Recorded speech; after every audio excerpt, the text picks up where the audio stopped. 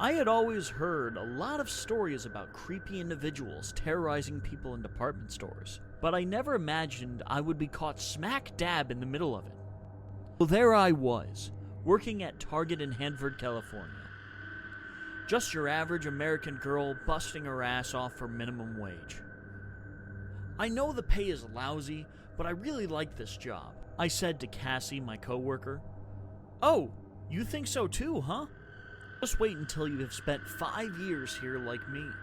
We'll see how much you like it then, Cassie responded. Cassie was always so negative.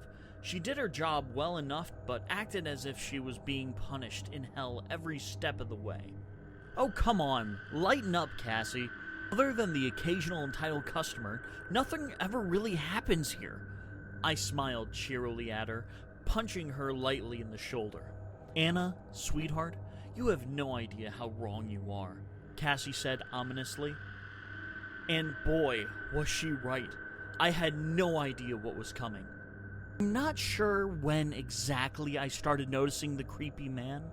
1 second, everything was going well as usual. Next, I saw this unkempt middle-aged man slinking suspiciously among the aisles. I don't remember ever seeing him buy anything. He would just roam around the shop, his shifty eyes darting to and fro like a frightened mouse or a hawk searching for prey. There was just something wrong with that man. I could feel it. Just looking at him made my skin crawl and filled me with the certainty that he was up to no good. I don't know how I knew, but I just knew. And I said the same to Cassie when we were sorting the shelves together. He is creepy, Cassie. Next time he comes in, I want you to observe him and tell me what you think. Okay, sweetheart, but I really don't think there's anything to worry about. When you have worked this job as long as I have, you come to realize that even weirdos go shopping too. Most of them are pretty harmless, Cassie reassured me. So you think I'm being paranoid? Yeah, definitely, she confirmed. I really wanted to believe her and let the matter rest, but I just couldn't. Even if my mind was ready to rationalize it away, my heart was not willing to participate. It was telling me that my suspicions were justified. I'll try talking to him next time, I told Cassie the following day. You're still on about that? Just let it go, Anna, she replied, clearly exasperated. I'll just say hi and see if he needs help. It's part of our job, right? Fine. Do what you want. I'm done with your paranoia. So I set out to greet our creepy customer. I knew he would be back. And lo and behold, he walked in through the doors on a fine Tuesday morning. I approached him, intending to greet him, but I stopped in my tracks. I hid behind a shelf, my heart beating like a drum in my chest. The man was walking very suspiciously towards the back of the shop. He kept looking behind him, as though checking to see if he was being followed. So naturally, I started following him. He was walking very fast, so I had to quickly maneuver among the aisles, while making sure to stay quiet and keep him in my sight. The whole time, it was dawning on me that if this guy didn't want to be seen, he might not react well to someone seeing him. Suddenly, I feel very alone and afraid in the store that was full of people. I became eerily aware of the rhythmic swish and swish of the overhead fans, the chilly drafts circulating through the store, and the dryness of my tongue stuck to the roof of my mouth. I was considering giving up and going back to my workstation when the man finally reached his destination. I watched in horror as he slipped into the ladies' restroom. Should I go after him? Should I call someone? Maybe I should scream. But what if he got confused and went in there by mistake? I could be fired if he decided to file a complaint. While my mind was going in circles, the man emerged from the restroom and made a beeline for the exit, passing just a few centimeters from the aisle where I was hidden. The moment he disappeared from my sight, I rushed to the restroom, blood pounding in my head. There was nothing in there. No sign that the restroom had been used. It really seemed like everything was normal. Oh, Anya, you crazy cow. I started thinking to myself before I noticed the roll of clumped toilet paper on top of the cistern. The way it was placed there seemed odd, as though someone had put it there deliberately. But why would... I almost dropped the toilet paper, my fingers shaking wildly. Nestled between the folds of the toilet paper was an unmistakable device with a blinking red light. A camera! He had come to hide a secret camera in the restroom. Immediately, I thought of all the times I had used the restroom and was filled with disgust. Had a camera been watching me as I changed into my uniform? Or when I used the toilet? I felt violated. I felt angry. I stormed to the manager's office with a camera and slammed it onto his desk. I told him everything, from my suspicions to the discovery to my feelings of revulsion. "We will get to the bottom of this," the manager said hotly. He was too pissed that something like this had happened under his watch. He sent the security team to review the surveillance footage so the man could be tracked down when the police arrived. Later, I heard that they caught the creep at his home, and he had a bunch of cameras all over his house. But at that point, I didn't care anymore. The damage had already been done. I couldn't use the restroom without feeling like someone was watching me. At times, I could almost imagine that I could feel someone breathing down my neck, leering in the shadows. This story is loosely based on a real event that happened at a Target store in Hadford, California, where 32-year-old Eugenio Rodriguez confessed to placing secret cameras inside a restroom. The camera had not recorded anything when it was discovered, since it was set to live stream mode. Eugenio was caught through surveillance video because the staff members had been noticing him at the store and thought his movements were suspicious.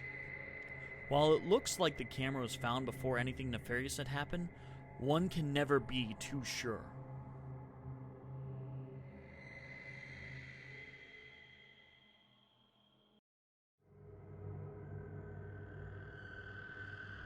I was a good man. Even then, as I hid in the bushes watching the woman inside the house, I was a good man. The knife felt heavy in my coat pocket. Excitement coursed through me like lightning on a clear night sky. I shivered in anticipation. My reward was waiting for me in that house. My name is Shane Crawford. A few weeks ago, I discovered a life-changing service. It had arrived just in time, as the itching had just begun. I lived alone in a tiny studio apartment. No girlfriend, no kids, just me against the world. I didn't have a full-time job, but part-time gigs kept me afloat. Just enough to pay the bills. My room was always dirty now. Hygiene was the first thing to go once the itching started. Cockroaches crawled through the discarded pizza boxes on the floor. At night, rats nibbled on my leftovers. It was getting bad. But I couldn't act yet. I had to be smart. Things had changed so much. It wasn't like the old days. Instead of going out and feeding my hunger, I stayed home and surfed the internet. The regular web wouldn't suffice. I had heard of the dark web, the seedy underbelly of the internet where forbidden desires could be met. That's where I need to go. I hope to find a forum for people like me. Maybe ask other practitioners how they fared in modern times. But finding what you're looking for on the dark web isn't easy. I kept stumbling upon illegal marketplaces, red room sites, and gore. The last didn't faze me. Images hold little power if you've seen the real thing. Killers with a Conscience was the name of the site. I stared at the screen in disbelief. If they offered such a service, all my struggles would be over. I did what I did because I had to. When the itching started, it wouldn't stop until I acted. I never enjoyed it, but it had to be done. This site would fix that. Their model was simple. They contacted people who wanted to die with those who, for one reason or another, wanted to kill. I had to reach out. "How does this work exactly?" I asked. We provide a platform for moral killing. You can be rest assured that the people you are targeting want to die. This is sort of doing them a favor. A metallic voice answered. How do you know they want to die? Do they come to you? I pressed. Of course not. We have hackers who infiltrate psychologists' institutions. They compile lists of patients who are genuinely suicidal. That's where we get our offerings. Listening to the metallic voice, I realized it was genius. And they were right. It was doing these people a favor. It would be foolish to pass it by. So I paid for the service, and they sent me a list of women to choose from. I wasn't one for strict patterns. I just needed to scratch the itch. Plus, patterns got you caught. I picked a woman at random, and they sent me her profile. She was a widow. Her children had moved away and hardly called. She was lonely and depressed. Releasing her would be the best for both of us. I started watching her. I knew where she worked, so I parked across from her building and observed. After work, she walked home since she lived nearby. I followed her for a week until her routine was ingrained in my mind like a permanent mark. I could already picture how I'd do it. The itching intensified. I was running out of time. For some strange reason, I felt apprehensive. Even though I was the hunter, I felt eyes on me. Every time I hid in the shadows, my instincts screamed at me. But I chalked it up to anxiety. Finally, the day came. I was ready. I knew how I'd do it. Everything was planned. So I stayed in the bushes while she cooked dinner, the knife caressing my coat pocket, my blood dancing to the rhythm of my pounding heart. Beads of sweat formed on my palms. Her lights went off. It was time. I rushed out of the bushes like a man possessed. The knife was already in my hand. It took me less than a minute to pick her lock. I had practiced a lot. I crept towards the stairs, careful not to make a sound. The parquet creaked slightly under my weight, and I prayed she wouldn't hear me. Her bedroom door was ajar, dimly illuminated by moonlight. The hunger surged in me like a storm. My fingers tightened around the knife, the hilt biting into my skin. There was a roar in my ears, demanding one thing. She wants this, I muttered to myself, steeling my resolve. I remembered the times I had done the same to other women. I always entered a trance, focusing solely on the task, shutting out everything else. I lifted the knife over my head and advanced towards the bed. Suddenly, the lights came on. "Freeze!" The command jarred me from my trance. I stared at the woman in confusion. She sat in the bed, eyes clear and focused, a gun pointed at me. "We caught him! Come on up!" She spoke into a radio. I heard movement downstairs, and within seconds, a dozen armed police officers burst into the room. I didn't resist when they handcuffed me. I couldn't understand what was happening. I was a good man. Why couldn't they see that? It was only at the trial that I realized I had been played from the start. The service was a honeypot. The FBI had set it up to catch people like me.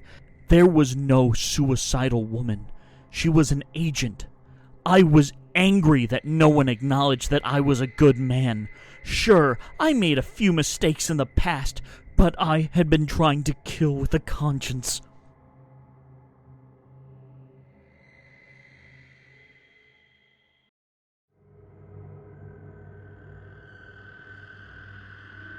I was kidnapped by my neighbor last Halloween. I know this is a crazy way to start a story, but stay with me. It will all make sense soon enough. I was 14 when this happened, and if you had told me that sweet Miss Radcliffe was capable of doing something so horrible, I'd have called you a liar. I guess it just goes to show that people often wear masks in public and hide their true selves behind them. That Halloween, I was dressed as a ghost. Basic, I know. But I really wasn't feeling the whole vibe. I think I was getting too old for the usual costumes and candy stuff that kids normally love about Halloween. Maybe that's why I didn't make an effort. "Do I have to?" I complained to my aunt. She was asking me to go out trick-or-treating. I had told her that I didn't want any candy, but she was insisting that I go out anyway. "Come on, Candace, just a few sweets for Caroline," she implored.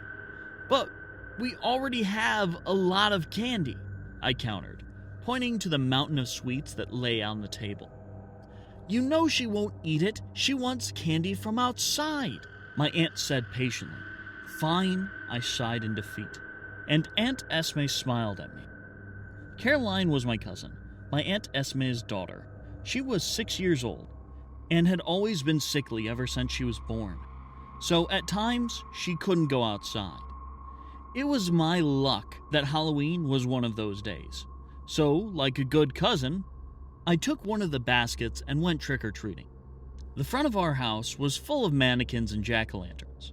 Caroline had dragged me along, and together we turned Aunt Esme's nice suburban house into a house of horrors. I felt a twinge of pride despite myself. I was standing there in the red glow of sunset, thinking about where to go when an idea hit me. I don't have to go far to get candy. Miss Redcliffe, right next door, was bound to have lots of candy stocked up for the kids, and she really liked having me around. So I could just hang out at her place for maybe a half an hour and then go back home with a basket full of candy. Aren't I a genius? My plan set, I crossed the road to Miss Redcliffe's house. It was decorated sparsely compared to others. Ever since her grandson had drowned a year before, there had been fewer and fewer signs of life in her yard during the holidays. "Miss Redcliffe?" I called out when I reached her door. There was no answer, so I made my way inside. I figured she wouldn't mind. Her place was like a second home for me and Caroline. The inside of her house was a mess. It looked like it hadn't been clean in days, and there was a sickening stench permeating through the entire room, the smell of death and decay. I brought my hand to my nose. What the hell was that? "Miss Redcliffe?" I called out again, but there was no answer. I kept walking until I made it into her living room, and froze in my tracks. The entire living room looked like it had been the set of Supernatural. The coffee table was gone, and the floor was a pentagram drawn in what looked like red paint. There were black candles set at each and every point of the pentagram, their soft glow casting into the room into an eerie light. What the hell? I thought as my breath caught in my throat. I moved my eyes up from the ground, and I almost fainted when I saw Miss Redcliffe. She was wearing a long black robe, and holding some shadowy object in her hand. Her face looked different. There was none of the warmth I had gotten used to. She looked like a totally different person. I wanted to run away, to flee from this woman who had almost felt like family to me. My mind wanted to understand what was happening, but my body just wanted me to get out of there. "Miss Redcliffe?" The response that came was not what I expected. She roared like a mad animal and advanced towards me. I panicked. I turned to run away, but I slipped on a stool I hadn't noticed when I came in. I fell with a painful thud. Miss Redcliffe stood over me, her eyes empty like twin entrances to Hades. I wanted to scream, to tell her to cut it out, that her prank wasn't funny, but my mouth stayed shut. I raised my hand in front of me. That's when I noticed the blood coating my hand. I didn't remember getting cut. I wasn't feeling any pain. With a sinking feeling, I realized the blood wasn't mine. I glanced at the pentagram again. It wasn't red paint at all. The symbol was drawn in blood. "It will be over soon," Miss Redcliffe spoke softly. "What are you doing?" I began, before I noticed what she was holding. The decapitated head of her dog, Mr. Fluffers. It had an army of flies swarming around it. That's where the stench was coming from. Mrs. Redfield reached into her pocket and took out a butcher's knife. She stood over me with the knife, poised to stab downwards. I closed my eyes. Seconds passed. Nothing happened.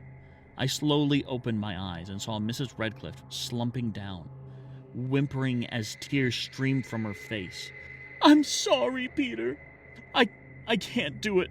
I'm sorry." Peter had been her grandson, who died last year. He and I had been friends. I didn't waste my chance. I got up and left the weeping woman on the floor. When I made it home, I ran to my aunt's arms and started crying. It took her close to an hour to get the story of what happened out of me. We later learned that Mrs. Redcliffe hadn't been well for a while, and in the following weeks, she was taken to an institution. That was a year ago, but sometimes I catch myself wondering, what if she hadn't broken down in the middle of whatever ritual she wanted to carry out? What would have happened to me?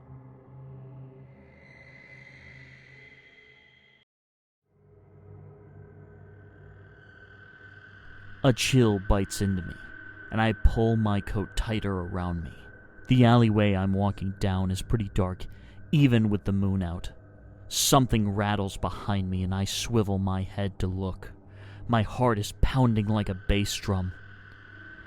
It's just a cat rummaging around in a trash can.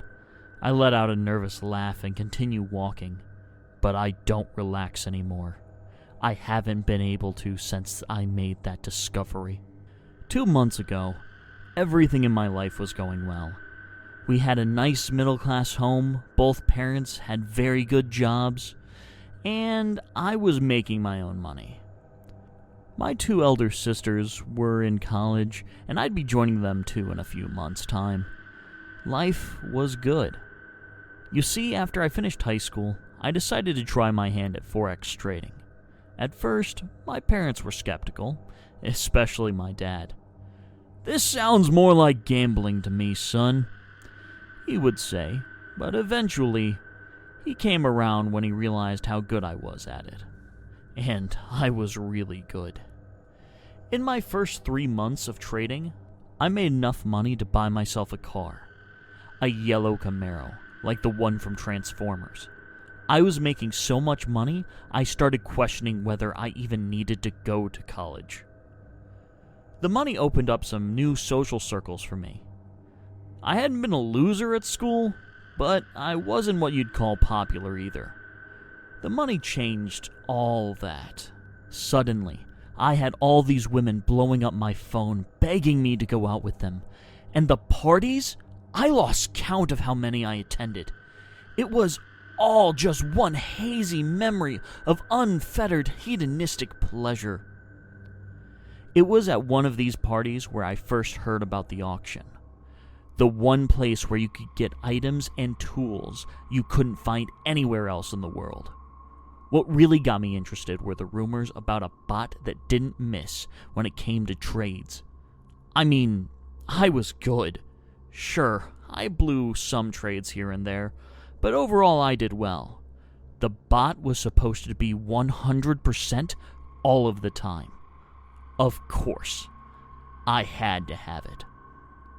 So one Saturday evening, I got out my laptop and booted it up. A shady auction full of miscellaneous goods could only be found in one place, the dark web. I was no stranger to the dark web. I explored it a bit when I was younger, but it still made me nervous. I put in the link I had been given at the party and waited while it loaded. A video feed appeared on the screen. There was a man wearing a ski mask standing in front of a podium in what looked like a decrepit church. Next to the feed was a chat box where some messages were flying in. There were 200 people already watching the auction. "Bite Fever ransomware sold to Mr. Bucks Bank 99 for $1,000, the auctioneer rattled off rapidly. That's when I noticed another section on the screen, where you could type in a bid and press enter to lock it in. Bids would pop up on the screen as green rectangles, with the bid details in bold text. The auctioneer kept up his rapid-fire chants, and people continued bidding, buying the various items he listed. There was a lot of ransomware, blueprints for some banks, 200 pounds of cocaine, and a bunch of other stuff. By the time the auction ended, I was hooked. There was just something about faceless strangers meeting in the dark fathoms of the internet to buy and sell illegal chattel. It lit a fire inside me. There was no bot sold that night, but that didn't matter because I was definitely coming back. The next Saturday found me already eagerly awaiting the auction to start. There were a few other people connected too, conversing in the chat box. I hear the rat catcher is in the house tonight. Who's the rat catcher? I typed in. Someone with the username bunnyboobs/V responded, information broker. He sells data on hidden rats. I was confused. I didn't understand what he meant, but missed my chance to ask because the auction was starting. The auctioneer went through a bunch of items, but I wasn't paying attention. My mind was now on the rat catcher. Even the trading bot I joined for was momentarily forgotten. Finally, it was time. You could feel the excitement in the air. There was now more than 1,000 people tuned in to the auction. Messages were popping up in rapid succession in the chat box. We're screwed. The mob bosses always do a full sweep. Nah, f*** that. This time I'm not folding. One rat could set us up for life.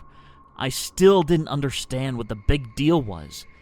Elijah Monroe, 32, Arlington, Virginia. Class 3, bidding starts at $2,000. Immediately, the bid started flying in. Started from $8,000. Class 3 rat sold to Gangbanger 99. The next item sent to a chill through my bones. Sam Wilson, Blackwell, 52, Wisconsin. Rat Pack Class 5. Bidding starts at $10,000. I stared at the screen in shock. Samson Blackwell. That was my father's name. He was 57 years old, and we stayed in Wisconsin.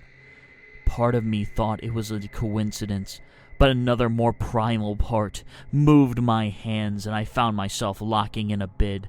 I had to buy this information, even if it meant losing all my savings. 15,000? 15,500. 16,000? 17,500. The bidding was tense. A lot of people wanted the same thing as me. Maybe it was because it was a Class 5. A bead of sweat slid down my brow, and my mouth went dry. My eyes were narrowed onto the screen, my fingers typing rapidly in the keyboard. The loud voice of the auctioneer jarred me out of my trance. Going once, going twice, sold to 4X Daddy 15 for 30,000. That was my username. I had won. I don't really remember the rest of the auction. I was in a daze. At the end, the auctioneer asked the winners to share email addresses so arrangements could have been made for the delivery of their purchases. He also shared an account where we could pay for our items. I got my package on Sunday. A zipped folder titled Blackwell sent to the throwaway mail I had given to them. There were a number of files there. PDFs, news reports, police reports, and photographs. Of me, of my father, of my mother, of my 2 sisters. My eyes were bulged and my body went weak. I read one of these files. 13 years earlier, my father had witnessed someone being murdered in a back alley on his way back to work. Like a responsible citizen, he had reported the matter, and the culprit had been arrested. That had been a mistake because the culprit was affiliated with one of the biggest gangs in Chicago. The gang wanted retaliation. They wanted my father dead, with a ferocity that bordered on insanity. So the FBI had stepped in and put our family in federal witness protection. The realization struck me like a ton of bricks. That's why we had to suddenly move. That's why we had to change our names. At the time, my father had said it would make it easier for us to fit in. I had been too young to question it. Naturally, I would give all this information to my father, and he confirmed it was all true before rushing to make phone calls. Within hours, Men in suits were swarming our house, and in 24 hours we were gone. I have a new name now. A new home far, far away from Wisconsin. The FBI says we are safe now. But we were supposed to have been safe the first time. Sometimes I still feel eyes on me when I'm walking alone. And I often wonder what would have happened if someone else had bought the Blackwell Rat Pack package at the auction.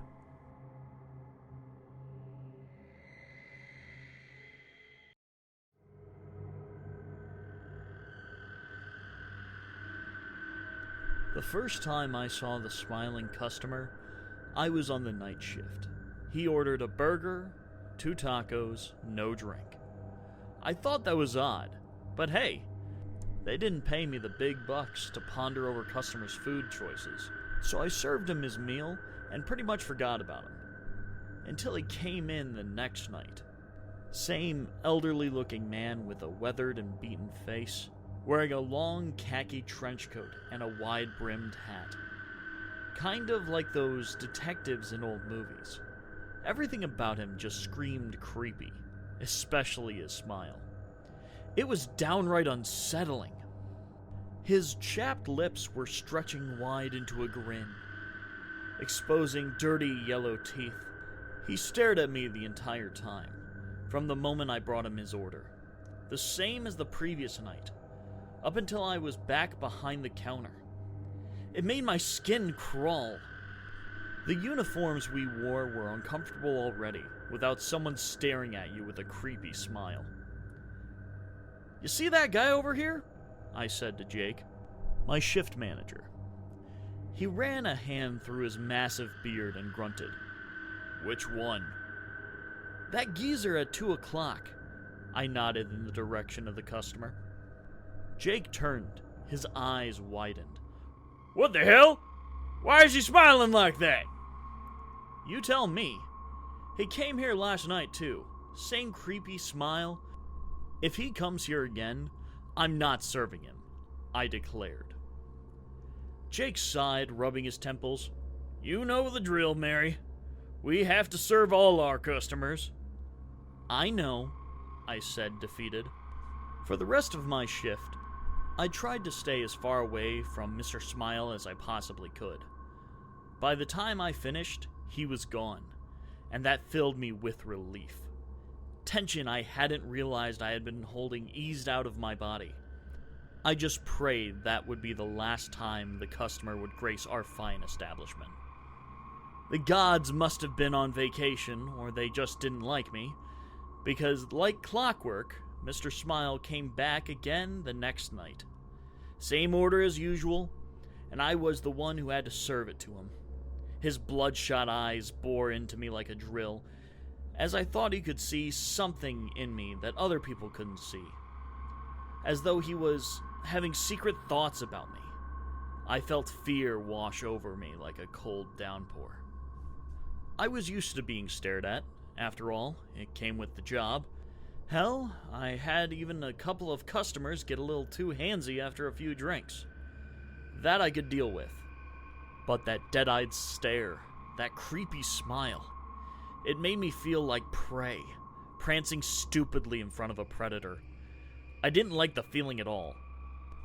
"This," I muttered under my breath the moment I got back to the counter. "Jake, I'm going home," I announced as I grabbed my purse and threw a coat over my skimpy uniform. "What do you mean?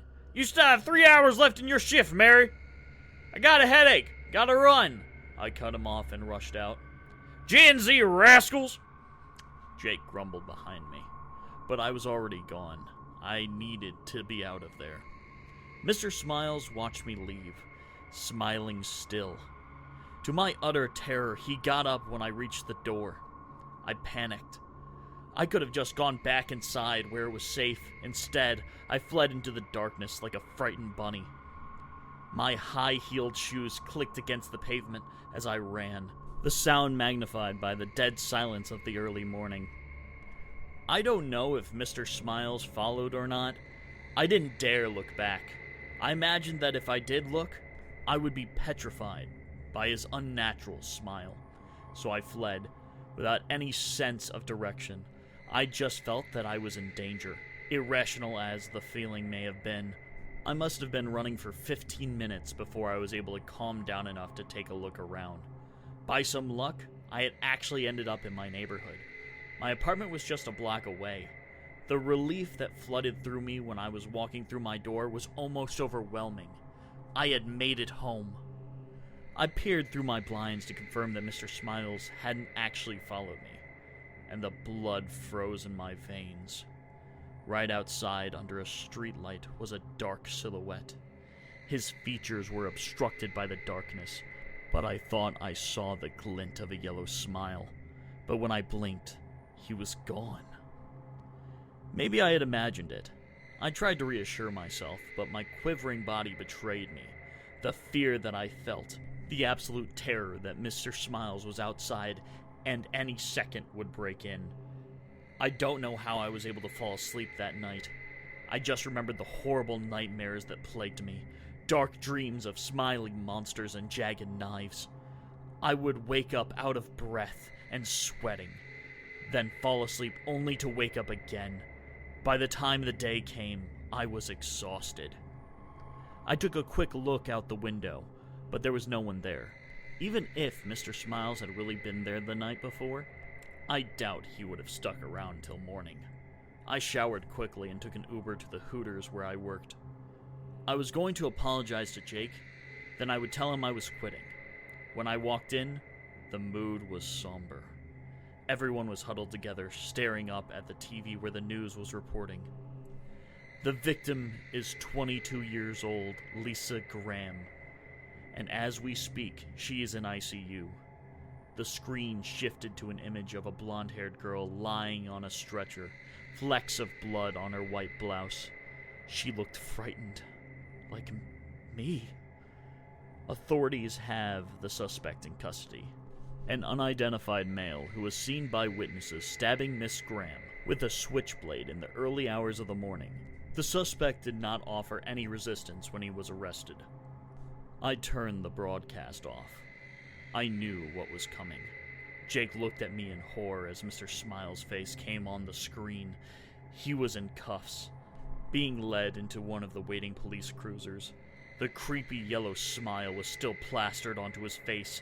I stared back at Jake in silence, sharing in the horror of our realization of what could have been.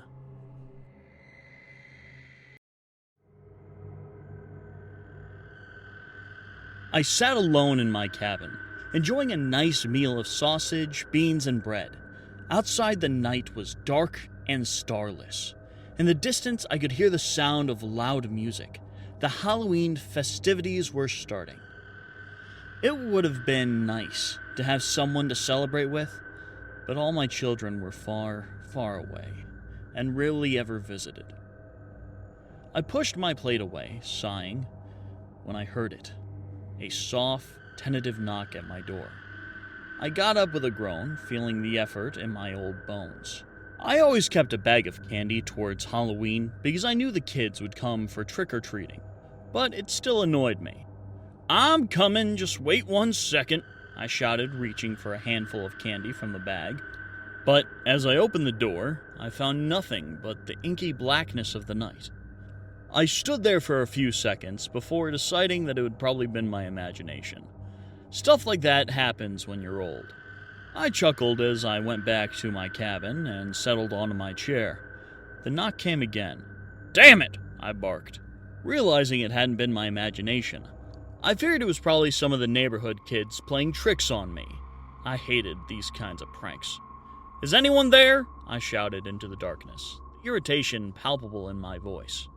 "Stop messing with me," I roared into the night. "You think this is funny?" My voice was met with silence.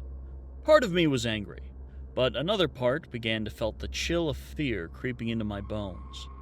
With a swift motion, I grabbed the shotgun I kept under my bed and went back to the door. "Whoever you are, I'm not playing with you," I shouted, holding my shotgun tightly. The darkness said nothing back. I was about to go back into the house when I saw them. 2 children stood at the edge of my porch. their figures clad in Victorian-style clothing, both dressed in white and smiling eerily at me. "Have you been messing with my door?" I asked, my voice trembling. They remained silent, their smiles unnaturally wide, as if frozen in that state. "Do you want some candy?" I offered, holding out the bag. I hated that my voice was cracking. I was 70 years old, for Christ's sake. Why was I afraid of two kids in costumes?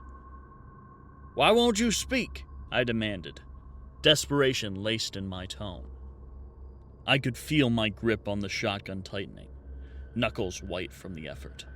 The two children just continued to stare at me for a couple more minutes before they suddenly turned on their heels and started walking away. I watched dumbfounded as they walked slowly towards my neighbor's yard, opened the gate, and vanished inside. I breathed a sigh of relief and went back inside my cabin, laughing at myself. The kids were probably pulling a Halloween prank on me, and like some old idiot, I had fallen for it. I went to sleep that night with a smile. Morning found me refreshed. The memory of the previous night was the first thing on my mind. As I made my way to the neighbor's house, I spotted her tending to her flowers. She looked up and offered a friendly smile. "Morning, Mr. Jenkins," she called, her voice warm and welcoming. "Good morning," I replied, flashing her a smile. "Your kids sure scared me last night." Her smile faltered. "My kids?" she echoed, confused, knitting her brow. "What do you mean?" "You know, the two in white. They were trick-or-treating. They knocked on my door a couple of times." She shook her head, her confused look deepening. "My kids haven't been around for a month, Mr. Jenkins, and they are certainly too old to be trick-or-treating. In fact, nobody was here last night." My heart plummeted as her words washed over me. "What do you mean?" I stammered, my voice barely a whisper. "Both Carly and James are 17. They wouldn't be caught dead trick-or-treating. They are at their grandfather's house in Idaho. That's where they were yesterday." The blood drained from my face, leaving me cold and shaking. "But I saw the children enter." I insisted. My mind was racing back in their pale faces and hollow smiles. "They were right here." "Mr. Jenkins, are you all right?" she asked, concern flooding her features. "I'm fine," I snapped, anger bubbling beneath my fear. But the words faltered suddenly. I wasn't sure what I had seen anymore. I knew there was no point in arguing with her. If she said her kids were anywhere, then that was the truth. She had no reason to lie to me. I was about to open my mouth to apologize when my eyes were drawn to one of her windows. The blood froze in my veins. Peering at me from behind the curtain was two ghostly children with their eerie smiles. I screamed. When I woke up in the hospital, all my kids were there to see me. Apparently I had collapsed. It turned out the children I had seen were real. They were my neighbor's nephews and niece, who had come to their house on Halloween with her sister. Their mother had a key, so they just let themselves in. My neighbor didn't know that they were there. That's why she told me there was no kids at her house. I still laugh whenever I think about it. Those naughty kids had almost killed an old man.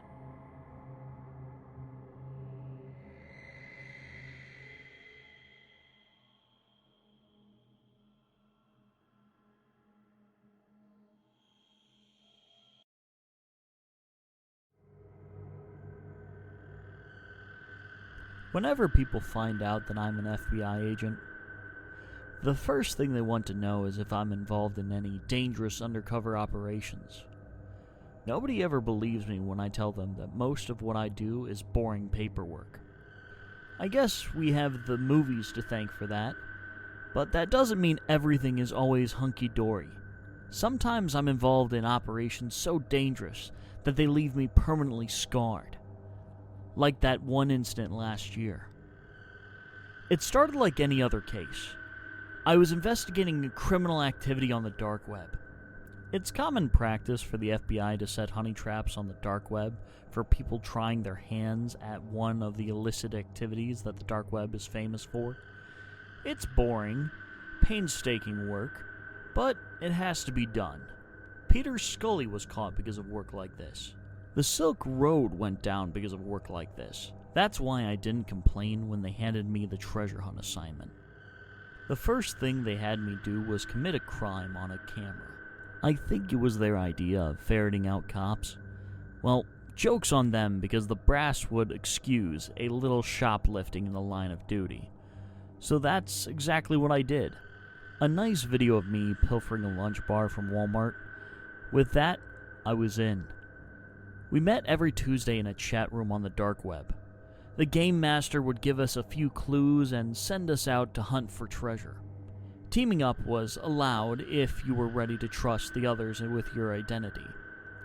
It was subtly encouraged to do anything you had to do to win the treasure, even breaking the law, but never explicitly stated it.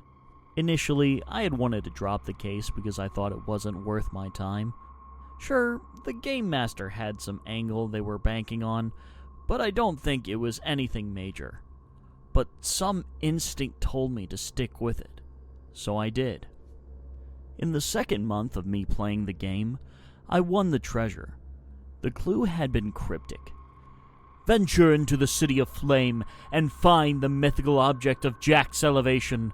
Search amongst it that spoke to a murderer, a savior turned. I had cracked my head for a week before I figured it out. The City of Flame was obviously Chicago. That one was easy. The second part should have been obvious, but it took me a while to figure out which Jack was being referred to. Once I got it, I felt stupid. Of course, it was Jack of the Beanstalk, the Cloud Gate. The last part gave me a headache. I had to get help from another agent who was passing through Chicago. It's a bush, like the burning bush that spoke to Moses. Jesus, Miller, weren't you raised Catholic? He remarked with raised eyebrows. Bottom line is, I won. Once I opened the green package that had been masterfully concealed amongst the brushes around the bean, I realized this was no ordinary treasure hunt. No one had $10,000 to just give to strangers on a weekly basis without expecting some kind of return. There was some angle here, and I had a feeling that it was something very bad. Another month went by. More clues. More people won. No one ever shared what they had actually won. But I got the impression that the treasure was increasing with each hunt. The clues were becoming harder to decipher. It felt like we were inching towards a climax. That's when they announced the big one, a large-scale night hunt at Palos Forest Reserve. For the first time, they announced the treasure beforehand. $1 million. No clues, no detective work, just a duffel bag with $1 million somewhere in the forest. We weren't allowed weapons, and everyone had to wear a body cam. Suddenly, I could see the angle. They wanted footage. Throwing a bunch of desperate people who had a taste of treasure into a dark forest at night, it would be a nightmare. A gold mine. I reported to the office. They gave me a debrief, but my boss wasn't sold. I don't see it, Miller. It's probably horse shit. There's probably nothing in the bag, he said. Great. I was on my own. My boss wouldn't throw his weight onto this, but he did give me a tracker to signal if I needed help.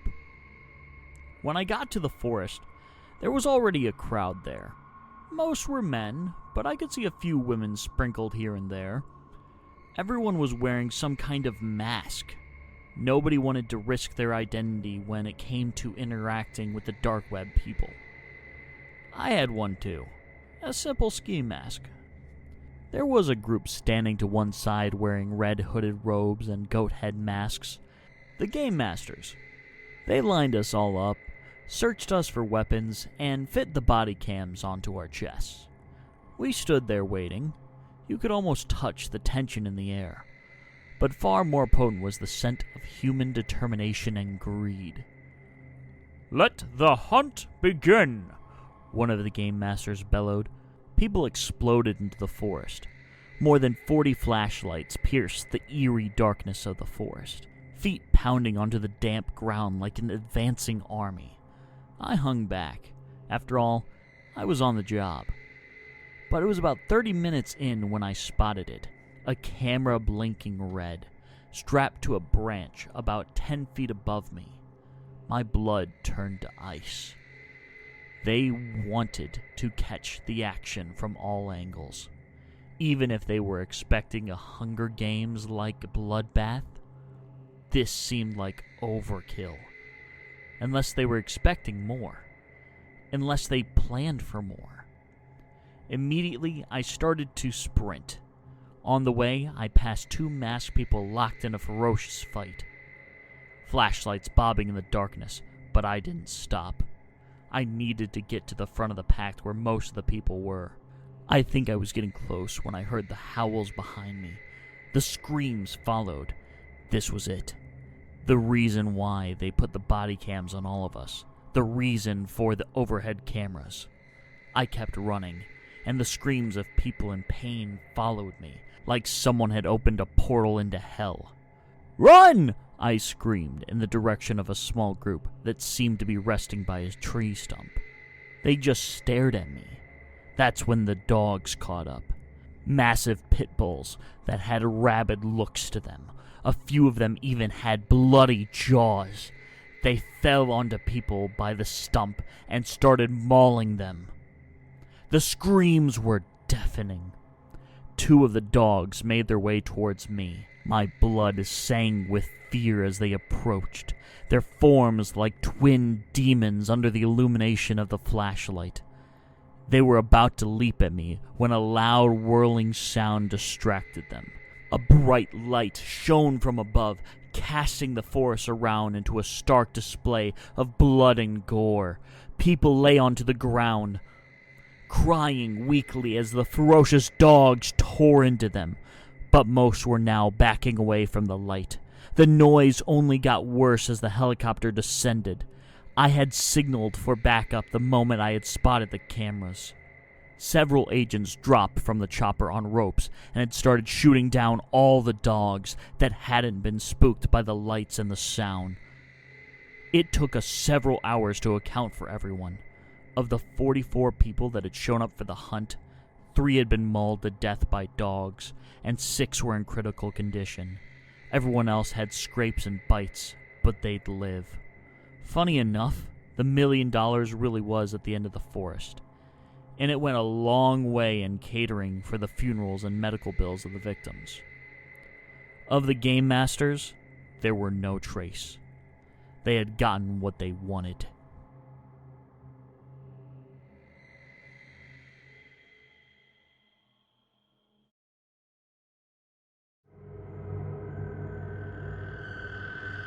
It all started on a regular Friday night at Hooters. I used to work there part-time, slinging wings and dealing with all kinds of customers. The place was lively, the wings were hot, and the tips were decent.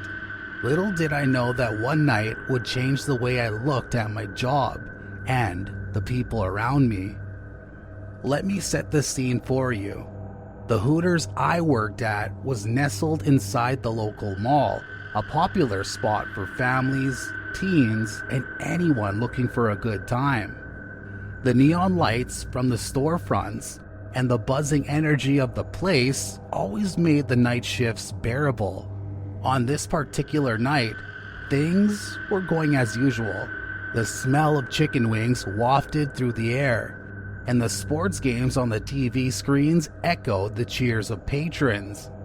My shift ended at 10 p.m., and I was waiting near the entrance for my ride to pick me up. The neon lights from the mall sign flickered, casting an eerie glow on the deserted parking lot. I was lost in my thoughts, probably contemplating what I would do with my tips, waiting for my ride to show up. That's when I noticed him, a middle-aged man with a disheveled appearance, reeking of booze. He stumbled towards me, and it was clear he had one too many drinks at one of the nearby bars. "Hey, do you work at the Hooters inside?" He slurred, his words barely coherent. His slurred words and the suddenness of his question caught me off guard. I nervously glanced around, wondering if there was anyone else he might be talking to. Yeah, I do," I replied cautiously. A creepy grin spread across his face. "Thought so. You're one of those waitresses, right? The ones in the tiny outfits?" I stammered, trying to avoid eye contact. "Yeah, but I'm off duty now, just waiting for my ride." Ignoring my discomfort, he leaned in closer, his alcohol-laden breath making me cringe. "You're a pretty little thing. How old are you?" Uncomfortable, I tried to divert the conversation. "I'm not here to chat. I'm waiting for my mom to pick me up." But he wasn't deterred. "Moms don't let their kids work at places like this. You're lying." "How old are you really?" I could feel the eyes of other patrons on us, and I hoped someone would intervene. Just as I was getting more and more uneasy, a middle-aged woman passed by the uncomfortable exchange. "Is everything okay over here?" she asked, her concerned eyes fixed on the drunk man. "Yeah, everything's fine. Just wait for my mom. This guy's bothering me, though." The woman shot a disapproving look at the man, who seemed momentarily taken aback. "You should leave her alone. It's not cool to bother someone like that." The man chuckled, waving it off. "I'm just having some fun. She can handle it, can't you?" he said, looking at me with a twisted smirk. The woman shook her head in disapproval, but continued walking, leaving me alone with the man once again. The drunk man stumbled away, laughing to himself, and I let out a breath I didn't realize I was holding. As I stood there, a mix of fear, shock, and anger washed over me. I couldn't shake off the unsettling feeling that lingered long after he was gone. I contemplated reporting the incident to the mall security, but the man had vanished into the darkness, and I doubted they could do much without more information. Days turned into weeks, and the encounter faded from my mind. I continued working at Hooters, trying to put the incident behind me. That night, as I was heading back to my home and waiting for my ride, as I stood there, scrolling through my phone and trying to distract myself, I heard footsteps approaching from behind. I turned around, expecting to see my ride, but instead, it was the same drunk man. He had a lecherous grin on his face, and my heart raced as he lurched towards me. "You thought you could escape, huh? Can't resist the charm, can you?" he slurred. Panic set in, and I fumbled with my phone, ready to dial 911 if things escalated. But before I could make a move, a security guard patrolling the area approached us. "Is there a problem here?" he asked, eyeing the drunk man. I explained the situation, and the guard told the man to leave. He did, stumbling away into the night, leaving me shaken and relieved. The security guard offered to wait with me until my mom arrived, and I gladly accepted. A few weeks later, I was back at Hooters for another shift. I had almost forgotten about that night, chalking it up to a creepy encounter I'd rather put behind me. But as I went about my waitress duties, I noticed him again. The same man. He was sitting at the bar, leering in my direction. My heart sank, and I immediately informed my manager about the previous incident. The manager approached the man, asking him to leave, but he refused, denying any wrongdoing. It became a he said, she said situation, and the manager, not wanting to escalate further, reluctantly let him stay. I couldn't believe it. How was this possible? I left that job, but that creepy old man wasn't caught, and he still came to Hooters. The unsettling feeling returned, stronger than before, and I realized that the encounter outside the mall was just the beginning of a nightmare that refused to end. One day, as I was scrolling through the local news, I stumbled upon a story. The same man who had harassed me at Hooters had been arrested for a series of disturbing incidents involving young women. It turned out he had a history of predatory behavior and had managed to slip through the cracks of the legal system. I couldn't believe it.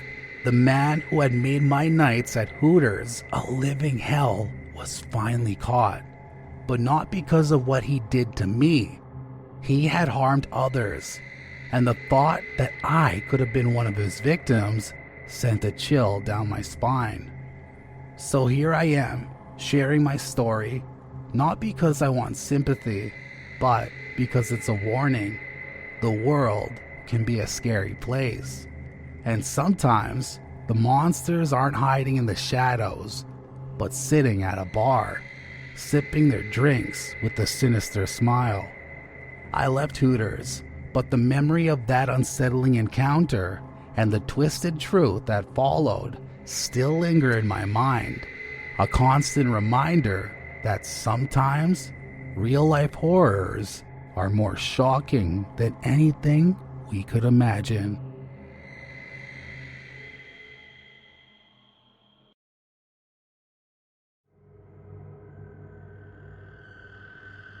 Trick-or-treating can't be that dangerous, right? Right? At least that's what I used to think, before that incident. See, everyone takes it for granted that they receive candy from strangers during Halloween. People just assume that everyone is happy to participate in the festive spirit. And it's just jolly good fun all around.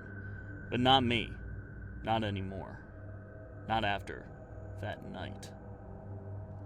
I was 14 at the time, excited as ever for Halloween. I'd been working on my costume for weeks. I couldn't wait to put it on. When the day finally came, I was up before everyone else, bouncing around the house with anticipation. I slipped into my Cinderella costume, complete with little glass slippers. My mom, a tailor, had let me help her make the dress, and it was perfect. I felt like an actual princess.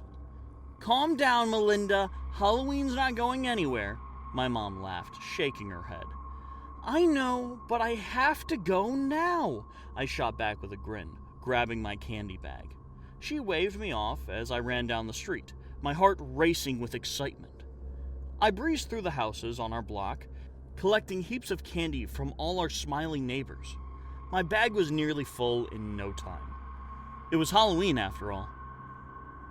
Along the way, I met up with Alice and Julie, my two best friends from school.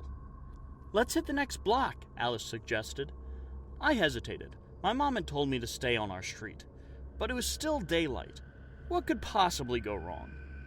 We crossed over to the next block, where the houses were decorated even more eerily. Jack-o'-lanterns, fake cobwebs, and tombstones lined the front yard. It was perfect. When we came to an older house with a gravestone and skeleton hand poking out of the ground, we couldn't resist. "Wow, this one's creepy," I said. Alice knocked on the door, and we waited. A tall man, dressed as Freddy Krueger, opened the door with a wide, unnerving smile. His costume was on point, complete with makeup that made his skin look burnt and scarred. "Trick or treat!" we yelled in unison. "Well, hello there, you lovely girls," he said, his deep and raspy voice. He dropped handfuls of candy into our bags, smiling the whole time. But I couldn't figure out why. We were about to leave when he suddenly rushed back inside. "Wait! Take some more candy," he called, coming back with even bigger handfuls. Alice and July giggled with excitement, but my unease only deepened. "Let's go," I said, tugging them away. We were a few feet down the road when he shouted after us, "Make sure to enjoy every last bite." There was something off about his tone. But we shrugged it off and kept going, our bags now overflowing with sweets. Eventually, we called it a day and headed home. When I got back, my mom and I dumped my candy onto the kitchen table. I tore open a few wrappers and started munching. I had just picked up a Jolly Rancher, about to pop it into my mouth, when my mom lunged at me. "Melinda, stop!" she cried, slapping the candy out of my hand. "Mom, what's wrong?" I began, but then I saw it. Lying on the floor, glinting in the light, was a needle. My heart raced and my stomach churned as I realized there wasn't just one. There were half a dozen needles scattered across the floor. My mom grabbed the rest of the candy bag and emptied it onto the table. She tore through the wrappers frantically, and with each candy she opened, my horror grew. Nearly every Jolly Rancher had a sewing needle embedded inside it. "Where did you get this candy?" she demanded, her voice shaking as she grabbed my shoulders. I don't know," I stammered. "Think, Melinda, you have to remember," she insisted. My mind raced, then it hit me like a cold wave. "There was a man," I muttered. "What man? Where? Who were you with?" she pressed. "Alice and July," I replied. My mom, pale, immediately picked up the phone, calling their houses to warn them. As she made the calls, I sat there, staring at the needles in disbelief. My mind kept drifting back to that man's creepy smile and his parting words. "Make sure to enjoy every last bite." Thankfully, neither Alice nor July had eaten their candy yet, but I'll never forget that night or the chill that settled in my bones. I haven't been the same since. This story is based on a real-life event that happened in a small town in Massachusetts, where needles were found in every candy a child brought home after trick-or-treating. It's a chilling reminder that not everyone has good intentions, even during the holidays, as seemingly harmless as Halloween. Always be cautious, because something as innocent as candy can turn into a nightmare.